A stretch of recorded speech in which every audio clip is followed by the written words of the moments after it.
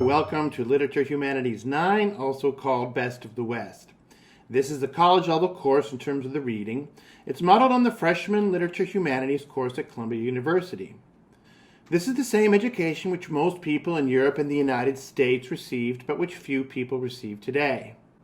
It's the same education that William Shakespeare and Leo Tolstoy received, and Adam Smith and Karl Marx, and Charles Darwin and Sigmund Freud, and Franklin Roosevelt and Winston Churchill, Allen Ginsberg and Jack Kerouac, Toni Morrison and Maya Angelou, Friedrich Nietzsche and Michel Foucault, Jeff Bezos and Warren Buffett, Martin Luther King and Barack Obama, and now you. All of you should by now have the course reader from which all of the readers will be taken, about 20 pages a day. We'll have daily Zoom seminars to discuss the texts, and you'll also have to write a daily theme 5 times a week based on prompts from the reading. If you do the work, you'll also have a keen sense for 10 great themes. And let's just run through these 10 because they're going to come up throughout. The first one is reason, reality knowable through mind. Reason means that you have to use thought and logic to decide what's true. Number 2, freedom, government limited by rule of law. Now, some people would quibble and say you can have freedom without limiting the role of government by law. But I think an important sense of the Western idea of freedom is, in a lot of ways, freedom from the government. It's not just freedom to do what you want, it's freedom from interference. It's arbitrary. The government will say you can't drive on the wrong side of the road, but that's different than, for instance, the dictator of San Marcos saying, all citizens will be required to change their underwear every half hour. Underwear will be worn on the outside so we can check. So the government's power to do stuff like that is limited by the people, and that goes back to ancient Greece. Number 3, humanism. Mankind is the proper study of man. This is another core idea that comes from the Greeks, who have this fascination with humanity, a fascination with people. It's the notion that the proper study of people is people. People are interested in other people, and the Greeks are the first people to make a thing out of people. If you'll notice, their gods are personified. They're in human form. They're worshiping these gods that have arms and legs and other body parts which they like to put to use. And this course itself is a form of humanism. Most of the texts in the reader have a pro-human aspect. There's not a lot of texts in here which say human existence is crap and it's not worth it and we're all miserable worms, even though sometimes when you have a bad day it certainly feels like that. But in general, I tried to focus on aspects of Western culture which are a little more positive and which I think are a more distinguishing feature of our culture.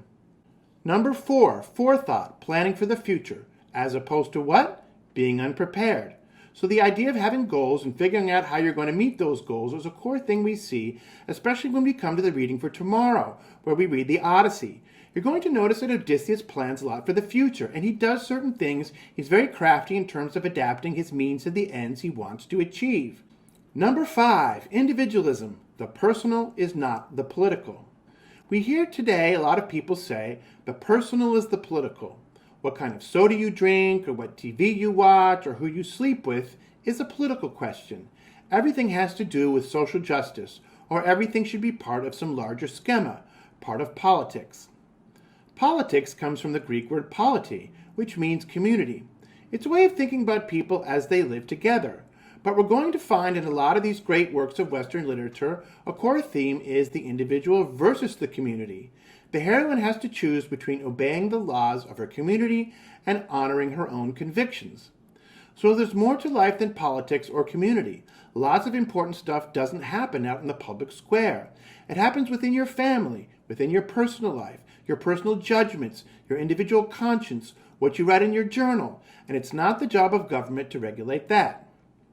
We're going to see that come up a lot, a sphere which is personal and protected from the political. The celebration of that sphere is individualism. Number 6, natural law, human nature, the sorts of rights. Now, as stated, that probably doesn't make a lot of sense, but when we get to the Romans, it really will. The Greeks and the Romans said, the fundamental thing that makes you a person is, man is the rational animal. So we're the thinking animal. So because we all think, we're all human. And because we're all human, we all have human rights. But it's our thinking which makes us all have these rights. We all have the ability to know what's true and false, right and wrong. And that's the spark of divinity within us, the little piece of God that's within all of us, according to the Romans especially, but they get a lot of it from the Greeks. Number 7, personal responsibility.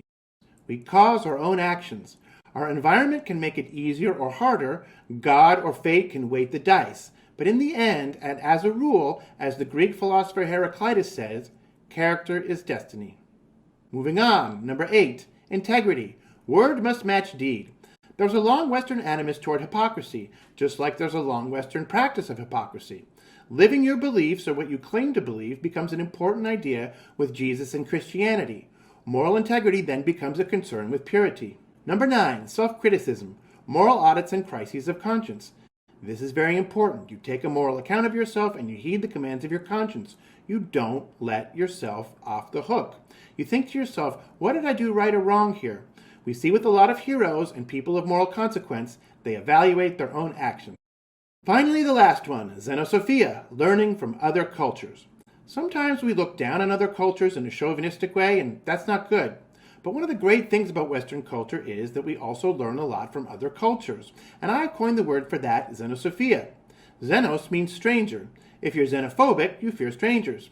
Sophia, as you know, means wisdom. So xenosophia means the wisdom of strangers.